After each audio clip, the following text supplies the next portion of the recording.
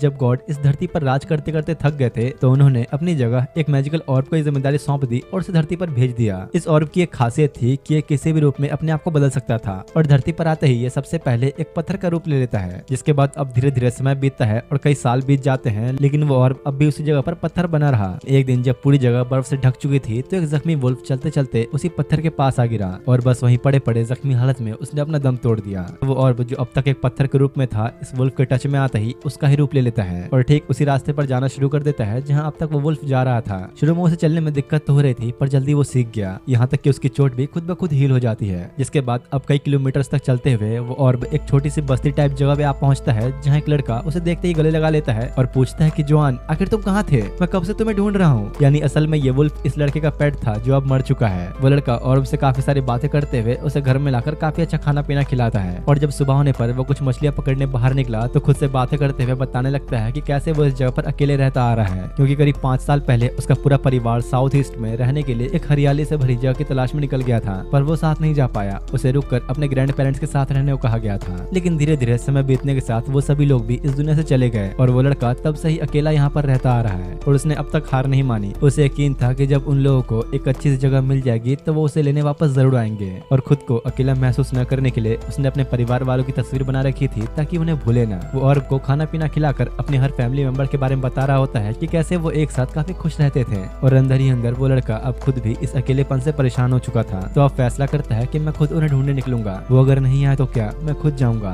ऑर्ब को वैसे तो कुछ समझ नहीं आ रहा था कि एक लड़का आखिर क्या रहा है, पर वो फिर भी उसकी हर एक बात को बड़े ही ध्यान से सुनता। इसके बाद अगले दिन वो लड़का अपना सारा सामान बांधकर ऑर्ब को अपने साथ लेकर साउथ ईस्ट की तरफ निकल जाता है, उसी जगह की तलाश में जिसके बारे में उसने अब तक बस किस्से कहानियों में ही सुना था। चलते हुए रास्ते में उसे एक पत्थर के ऊपर निशान बना दिखता है, जो देखो वो समझ जाता है कि शायद मेरे परिवार वालों ने ही बनाया होगा ताकि मैं इस जगह से निकल सकूं, और ये देख काफी खुश होता है। अब ऐसे ही इस बर्फ में सफर करते करते उसे कुछ दिन बीत जाते हैं, जहाँ वो किसी तरह उन बर्फीले तूफानों का सामना